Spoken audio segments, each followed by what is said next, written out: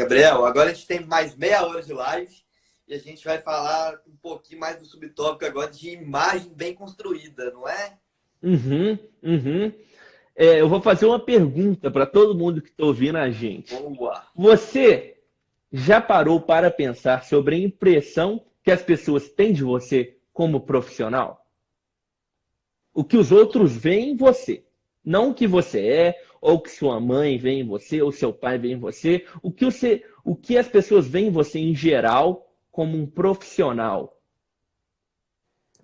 E não adianta você falar que isso não é importante, porque quando você está falando diante de uma audiência, diante de um público, você tem que se preocupar se aquele público está entendendo o que você fala, se aquele público acha que você está à altura daquela mensagem que você quer transmitir, entendeu?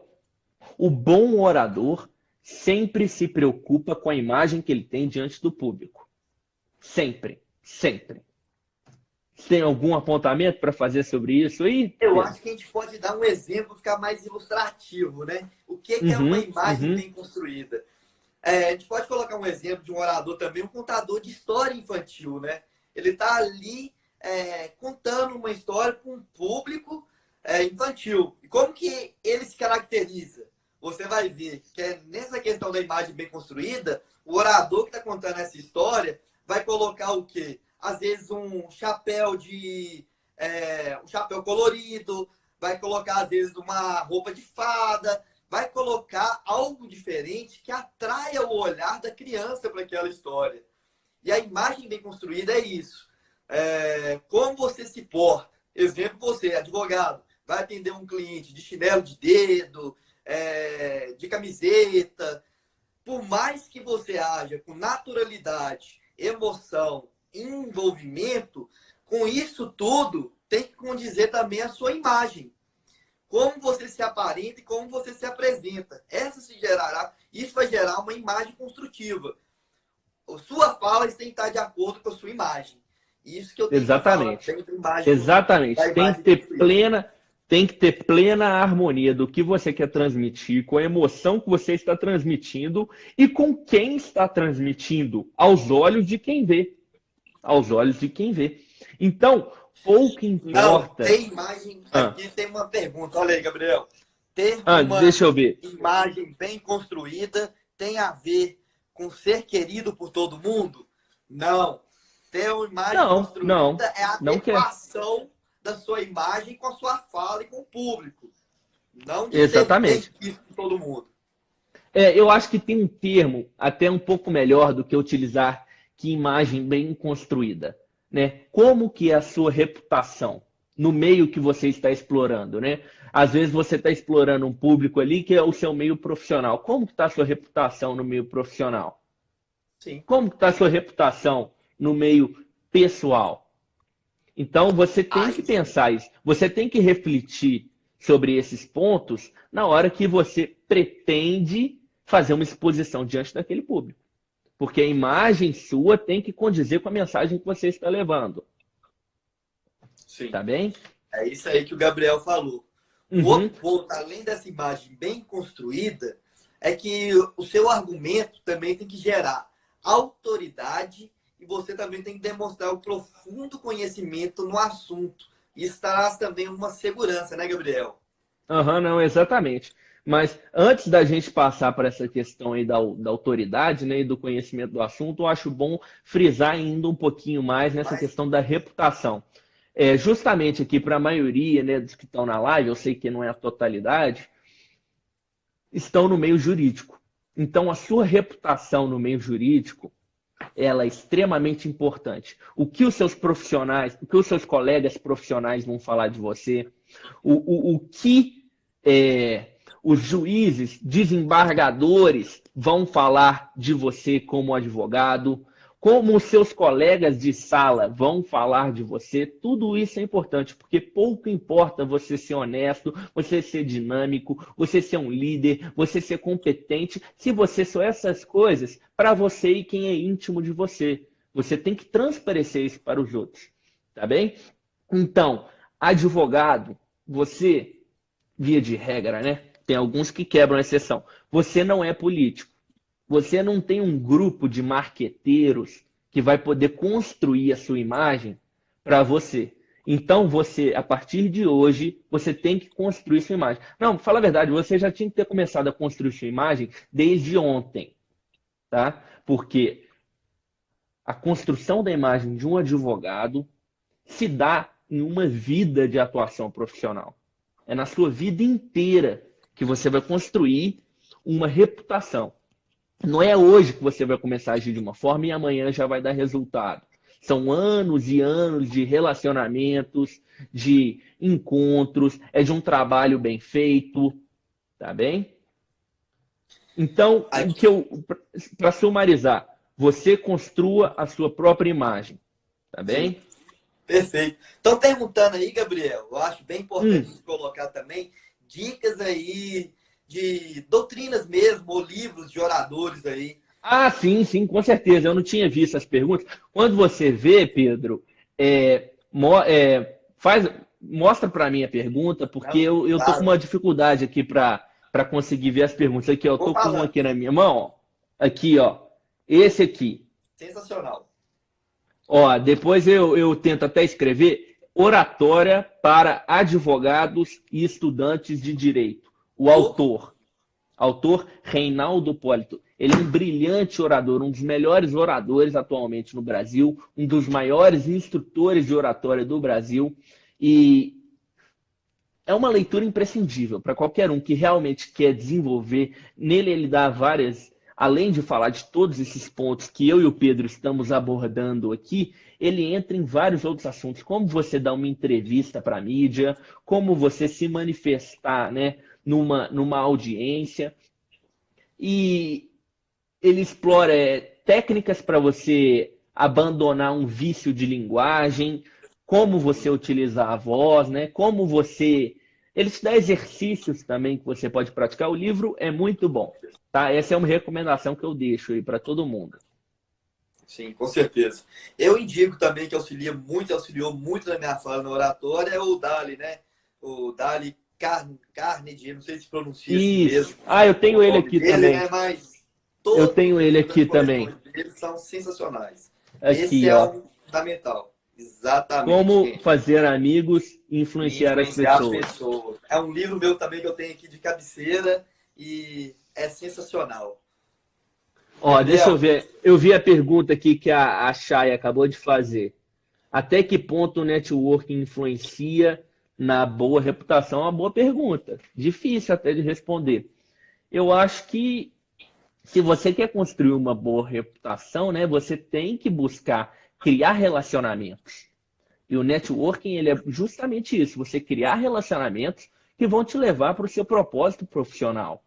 Então, o quanto mais você puder criar relacionamentos e levar essas pessoas que você quer criar os relacionamentos, a imagem de competente, de líder, né? A imagem que você quer transmitir no final das contas. Porque, querendo ou não, é como eu imagino. Se você quer passar uma imagem para alguém, você tem que ser aquilo. Não basta você falar ou querer que a pessoa acredite na sua imagem falsamente. Porque a imagem construída com base em mentiras e falsidades, ela sempre vai cair. A imagem bem construída, ela tem que ser coerente com o que você de fato é. Se você quer melhorar a sua imagem, você melhore como pessoa. Você melhore pessoalmente. Sim. Tá bem? Falando ainda aqui rapidamente da imagem bem construída, né? Você vai que eu acredito que ninguém queira, né?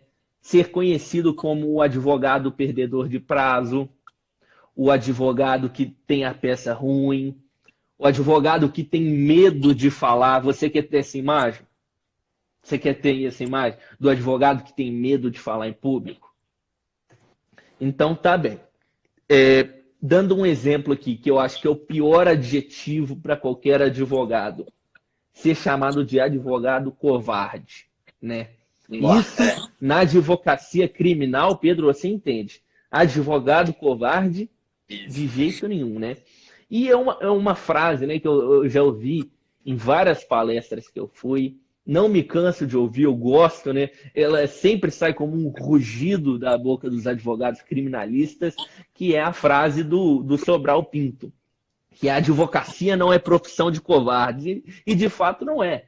E de fato não é. Você vai ter que ser duro na hora de defender o seu cliente, né? Exercer o direito constitucional, que é a advocacia, é indispensável para a justiça, estão todos em pé de igualdade, então você não pode deixar que nada entre no seu caminho na defesa do seu cliente. Porque o que você deixar interferir vai impactar na sua imagem. Então, Com certeza.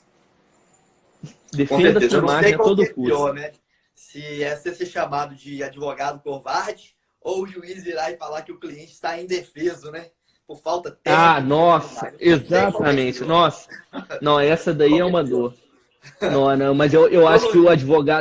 o advogado covarde ainda dói mais, Pedro. Eu acho que ainda dói Nossa, mais. eu acho que é difícil, é difícil, é dolorido. Coloca aí a opinião de vocês aí, qual que é mais dolorido, quero saber. Ai. Outra questão, Ai, podemos ai. passar para o próximo assunto aqui, nosso subtópico? Não, eu vou fazer duas reflexões bem rapidinhas, Fala né? aí pra gente, Que eu Gabriel. vou falar, dar um aviso. Não se engane, não se engane. Vai tomar anos para você construir uma boa imagem e cada erro que você cometer pode ser fatal. Vocês não veem que tem político aí que constrói a vida inteira ele constrói uma imagem para ser eleito. E aí ele comete um escândalo político, pronto, acabou a carreira dele. Então, a reputação toda dele foi-se. Não existe mais a reputação de bom político. Fica de mau político. Ele perdeu o ganha-pão dele, né? E a outra reflexão que eu deixo aqui para a gente já poder encerrar é: em tempos digitais, em tempos de fake news, em tempos de redes sociais, você tem que se atentar ainda mais para isso. O que você coloca na sua rede social hoje em dia, né? É coerente com o que você de fato é? Com o que você quer ser profissionalmente? Eu, dentro da OAB, eu tive o contato aí, né, com várias vagas, e uma coisa que eu pude observar é: quem está fazendo esse processo seletivo sempre olha o perfil pessoal de quem ele está querendo contratar. Virou uma coisa inevitável. Você já tem que passar o seu perfil pessoal. Se você não passa, eles vão lá e dão um Google. Coisa mais fácil de todas. Dê um Google no seu nome e vê o que está aparecendo na mídia hoje em dia. Tá bem? E é isso Perfeito. aí, Pedro. Quem ainda tem mais alguma pergunta aí, Tem. gente? Colocaram aqui como reagir quando for censurado pelo juiz. Eu acho que a gente vai fugir muito do tema, mas eu falo rapidinho, que é registrar em ata. Eu não sei qual que é o tamanho da censura, mas a técnica sempre é você registrar em ata, porque se aquilo tem um registro, você consegue levar e fazer uma peça recursal com esse registro. Isso é o importante. O erro de muitos advogados, inclusive jovens advogados, é questionar o juiz na hora. Então, isso gera um embate. E durante a audiência, o que a gente nunca quer fazer é esse embate. Muito pelo contrário, a gente quer evitar isso ao máximo. Então, registra-se em ata. Essa é a dica aí que... Exatamente. No pior dos casos, você tenta chamar algum representante da OAB, né, e ver quais seriam as medidas adequadas para se tomar diante daquilo, porque a gente não pode permitir que as prerrogativas do advogado sejam violadas, igual vem ocorrendo rotineiramente, vem sido ocorridas essas violações, né? Então você tem que buscar a OAB, tem a comissão de prerrogativas, né? Que está justamente aí para defender os advogados quando eles têm violado as suas prerrogativas e requerer judicialmente perante a OAB aí as medidas cabíveis. Perfeito, Gabriel. É isso aí, fica essa dica aí. E podemos passar para o próximo aqui subtópico, sobre autoridade e profundo Podemos. conhecimento no assunto.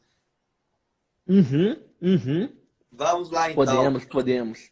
Vamos lá, então, Tá, falar tranquilo. sobre isso. Deixa eu ajeitar só o fone aqui, que tá meio ruim, ele tá caindo. Você deve ter percebido que eu tô mexendo aqui. Tem que ficar bom para você aí. Se for bom, a gente continua aí, falando sobre autoridade e profundo conhecimento no assunto.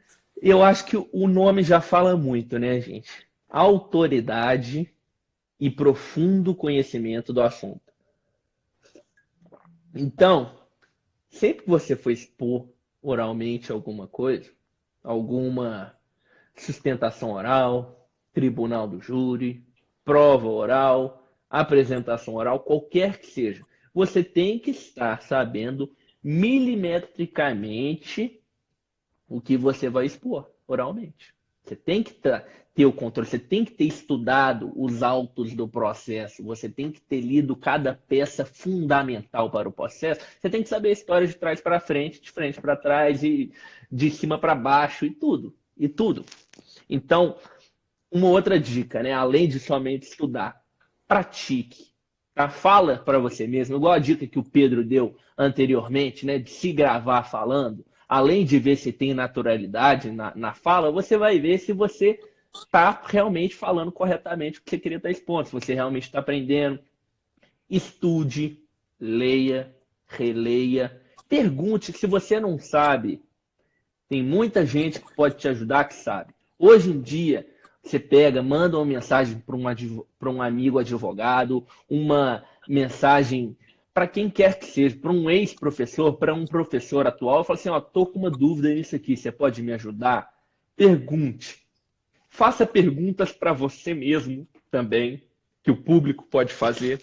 Então, é assim que você realmente consolida a sua autoridade no conhecimento que você vai expor, né? O profundo conhecimento está aí. Exercite. Tudo isso que eu falei é válido, tá bem? Eu tô Gabriel, vendo aqui. uma pergunta da Chay aí é Isso. no caso dos debates competitivos com temas surpresas, alguma dica Isso. para termos, para como é que é? Para temas que não temos tanta afinidade? Eu gostei muito da pergunta, Chay. Muito, muito. Você está com ótimas perguntas. Eu tinha já separado alguma coisa, mas eu achei até que eu não ia mencionar sobre isso. Foi bom ela ter levantado essa bola, porque eu já estava me esquecendo. Tema surpresa. Te deram um tema ali na hora. Você tem que falar dele 15 minutos depois. Você tem que estar pronto para isso também. Né? Bons debatedores, hoje, eles são pessoas cultas. Eles leem livros, veem filmes, tudo que sabem da história. Então você tem que estar buscando esse aprimoramento em diversas áreas do conhecimento a todo momento. Pelo menos eu digo isso em especial para quem aí é do mundo de debates e está assistindo. Você tem que estar buscando saber um pouquinho de tudo a todo momento. Uma coisa que eu observei, eu achei muito legal, né? Eu vi alguns dias atrás a Jéssica, né, que participou do nosso debate lá na comissão Novos Desafios, que atualmente é a melhor debatedora do Brasil. Ela é uma pessoa extremamente culturada. Ela tem um clube do livro, aí você vê lá o clube do livro que ela estava expondo, clássicos. Então, é uma pessoa que está lendo muito de tudo, e quando a oportunidade surgiu para ela, ela pôde agarrar a oportunidade, porque ela é uma pessoa que tem cultura, ela já tem argumentos pelo próprio conhecimento dela. Né? A jogada da fala de improviso é você sempre levar para um assunto que você vai ter um pouco mais de domínio. Você cria um nexo de causalidade com aquilo que você conhece. Então você pega um tema que você não sabe muito bem, você pega e traz ele mais para perto. Você tem algum exemplo aí que pode ajudar a gente nessa questão, Pedro? Dessa Eu até questão de tentei, eu até tentei pensar aqui agora, mas eu não consegui pensar nenhum exemplo muito bom. um Né? Que tema você que você pega. não sabe, surpresa. Isso. Eu acredito que é no conhecimento geral mesmo. Não tem a Uhum, questão assim de um tema surpresa, que vai ter mesmo temas que você não tem tanta afinidade. Exemplo, pode chegar uma moção sobre a Segunda Guerra, mas você não tem tanto conhecimento sobre a Segunda Guerra. Então você vai ter que levar algo em geral sobre a guerra, no caso. É o que eu colocaria aqui. Ou então até mesmo, às vezes pode pegar um ditador mais específico que você não conheça, ou uhum. então um político mais. Então é de acordo com cada situação e no momento.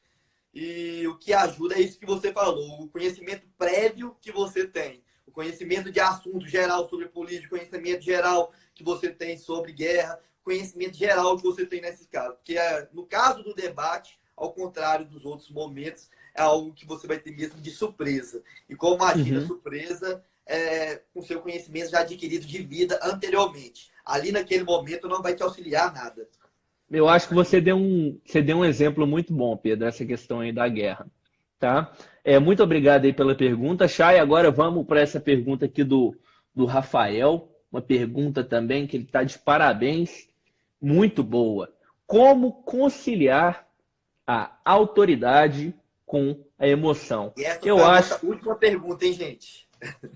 Por causa do É. horário aqui, porque mais 10 minutos o próprio Instagram encerra a live. Ah, é mesmo? Eu não sabia Aham, disso, não. O Instagram encerra automaticamente a aham, live? e 1 hora de live. Aham. Porque, olha, Rafael, ó o nexo aqui. Eu vou responder de uma forma bem rápida. Se você tem autoridade no assunto, você estudou o assunto, você sabe ele de trás para frente, você estudou cada peça do processo, né? Se você é um advogado criminalista. Quando você for fazer uma exposição oral, você já vai estar muito mais confiante, cara. Você vai poder falar com emoção com uma emoção mais confiante também, já que você vai estar com esse profundo conhecimento. E essa questão da autoridade, né? Agora, fugindo um pouco da pergunta do Rafael, autoridade não quer dizer arrogância, né? Um exemplo que eu gosto muito de dar chegou aquela apresentação assim, aquela parte inicial do evento. Fala assim, quais são as credenciais do palestrante para ele estar aqui falando hoje? Que as pessoas prestem atenção nisso. Fala assim, ó, aquele cara ali é um advogado recém-formado.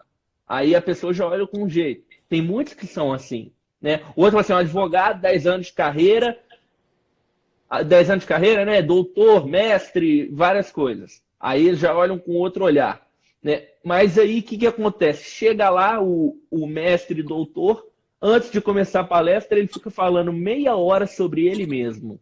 Não, é difícil. Exatamente. Cuidado para não transformar a sua autoridade em arrogância, tá bem? E aí chega lá o advogado jovem, ele chega assim e se apresenta. Eu sou advogado criminalista. E aí ele começa a falar, mas ele fala tão bem, ele mostra um domínio no assunto, que nem o outro palestrante que antecedeu ele, que deveria ter mais credenciais, né, pelo que ficou falando do currículo, tem. Então você não tem que só, você tem que falar assim, igual eu falei. A demonstração de autoridade do advogado recém-formado nesse caso foi, ele chegou lá e falou assim, ó, eu sou advogado criminalista. Isso daí já é uma certa autoridade, é a autoridade que ele tem até o momento, né? O outro, a autoridade que ele tem foi falar muito do currículo. Você tem que falar das suas credenciais, igual eu e o Pedro falamos, somos líderes de sociedades? Tem, mas você não pode gastar mais tempo falando disso, você não pode ser arrogante, você tem que... O momento de você utilizar sutileza é esse. Então seja sutil, fale de uma forma um pouco mais leve das suas qualidades, né, para você estar ali fazendo essa exposição oral. Quanto tempo que a gente ainda tem, Pedro? A gente tem agora 6 minutos. 6 minutos? A Seis gente minutos dá vai. para... Aí agora a gente encerra mesmo, fala mais um pouquinho que cada um queira falar. Fala das suas Uhum, atividades. Eu quero que você fale aqui das suas redes sociais também, para a gente uhum, encerrar a live. E fazer esse tá. montante todo que a gente fez, né? De como é importante melhorar a fala. E essas dicas vão ter sempre no Instagram do Gabriel, como no meu também, aqui no Direito com Pedro Guerra. E eu gosto de usar um exemplo de um cara que eu sou fã aqui agora, um grande nome na área do processo civil, é Humberto Teodoro. Sou muito fã do professor Humberto Teodoro. Ele escreve muito bem, mas o nosso último congresso de processo civil, quem teve a oportunidade de participar, foi em comemoração aos seus 80 anos. Ele é sublime, mas ele tem essa dificuldade no caso dessa oratória em público. Ele escreve muito bem, mas na hora da palestra dele, ele deu 16 páginas e leu para a gente essas 16 páginas. Isso não é um Uhum, exemplo que a gente tem de oratória. Então a gente vê que a oratória, às vezes a gente pode ter muito conhecimento. Humberto Teodoro tem conhecimento lá em cima. Eu acho que é inquestionável isso. Mas essa questão da oratória é algo que ele tende mesmo a melhorar. Então eu falo, é prática. A gente tem que ter essa prática. Foi um excelente uhum. juiz, um excelente desembargador e que eu estudo processo civil por ele. Não tem nem como mencionar. Então fala isso. A dica que eu dou para vocês é treine, pratique para ficar craque de oratória. e participa junto com a gente na Semana da Oratória. Vou falar um pouquinho mais disso, vou passar a palavra para o Gabriel, para ele fazer os agradecimentos e demonstrar um pouquinho, falar algo do trabalho dele, e é isso. Você já vai querer encerrar agora, Pedro? Eu acho que dá para a gente falar um pouquinho mais aí do último ponto. 4 minutos. Ah, não, 4 minutos dá para falar muita coisa, né? A minha... Dá, mas dá. O meu Instagram é o @gdelgado.97, né? Como muitos de vocês já viram. Eu ia gostar muito se vocês acompanhassem a rede social lá da Domus. Ela está na minha descrição, é só ir lá e seguir, que você vê que a gente está fazendo um trabalho bem legal lá na Sociedade de Debates da Domus. E também poder seguir o Instagram da OAB.estagiário, porque lá eles divulgam todos esses eventos que eu estou promovendo aí pela comissão, pela coordenação Novos Desafios. Tá bem? Mas vamos entrar nesse último ponto aí, Pedro, que eu acho que é uma coisa que a gente não pode deixar de falar. Tá? E aí você me avisa aí quando estiver no... 3 minutos. 3 minutos? 3 minutos. Então eu vou aceitar esse desafio aí. Confiança. Você está confiante? Mais importante que isso, você transparece confiança na hora que você está fazendo o seu discurso? Eu vou trazer uma estatística bem legal aqui. Você sabia que somente 10% dos advogados estão atualmente utilizando da oportunidade para fazer a sustentação oral? Muitos falam assim, não, eu não quero fazer. E aí a outra parte fala que não quer fazer e não faz, e aí fica por isso. Então são 90% de pessoas que não estão, e muitos deles são por medo. E o medo entra aí nessa questão da confiança. O medo é o quê? É basicamente um mecanismo de defesa, né? Um mecanismo de defesa do seu próprio corpo. Ele libera lá a adrenalina e o seu corpo fala assim, ó, eu estou pronto para fugir ou para combater. E aí você fica lá. Aí acontece as famosas sensações, né? Que eu vou falar aqui. As pernas tremem, as mãos suam, coração dispara, boca seca. 1 minuto? 1 minuto. E te dá um branco. E o que eu digo é, não deixe esse medo te impedir. Seja confiante. Estude muito, siga essas dicas que eu e o Pedro demos aqui hoje e ainda vai ter muito mais conteúdo aí nessa semana da oratória. Então não percam, hein, gente? Agradeço aí todos que puderam estar conosco. E é isso aí. Uma pergunta é, por que você está com medo? Encontre esse medo, enfrente esse medo. Tá? O medo é uma coisa psicológica. Você consegue se adaptar e enfrentar isso. Então é isso aí. Perfeito, gente. É isso aí que o Gabriel falou. Vamos ter a semana jurídica. E amanhã a gente recebe o fonoaudiólogo, o professor Rodrigo Moreira. Eu conto com vocês para participar da live. Vai ser um bate-papo bastante focado nessa parte de oratória. E essas perguntas para um fonoaudiólogo, de voz, intensividade, pode vir fazer para ele, que ele é o cara expert no assunto hoje aqui em Belo Horizonte e no Brasil. É isso aí, gente. É isso aí, gente. Muito obrigado por terem atendido aí o meu convite de vir para a live, hein? Muito obrigado mesmo. Até a próxima, gente. Amanhã eu conto com todos vocês aqui no canal. Falou, um abraço, boa noite.